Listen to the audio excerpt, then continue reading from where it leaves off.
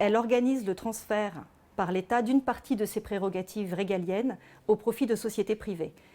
On privatise au bénéfice de certains la sécurité qui devrait être l'affaire de tous. C'est un axiome de dire que les sociétés de sécurité privée ne protègent que des intérêts d'ordre privé. C'est un axiome de dire qu'une nouvelle fois, on va offrir aux plus riches une protection au détriment des plus pauvres.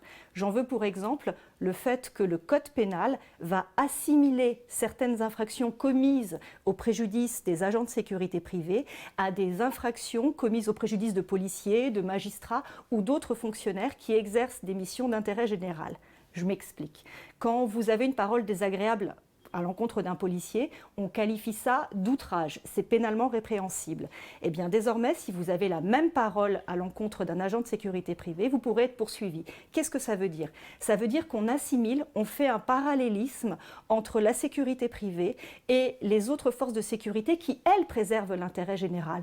Or, l'agent de sécurité privée, il n'a pas de rôle de préservation d'intérêt social, il n'a pas de rôle de protection de l'intérêt général. C'est une manière de sacraliser la sécurité privée qui ne va protéger que certains intérêts et de l'assimiler à des missions d'ordre général. Vous augmentez ainsi les risques d'exposition à l'arbitraire puisque quelqu'un qui respecte, qui ne suit qu'un intérêt d'ordre privé pourra vous dire ce que vous avez le droit de faire et de ne pas faire. C'est une vraie atteinte au pacte républicain, puisque ces sociétés privées détenues par une minorité de riches vont décider de ce que la majorité pourra faire ou ne pas faire.